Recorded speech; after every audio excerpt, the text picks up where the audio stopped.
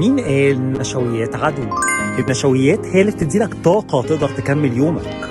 حاجة زي الورقيات الخضراء، السبانخ مثلا مليانة مغنيسيوم، هتساعدك انها تقلل الاسترس والانكزايتي وتساعدك انك تنام كمان كويس.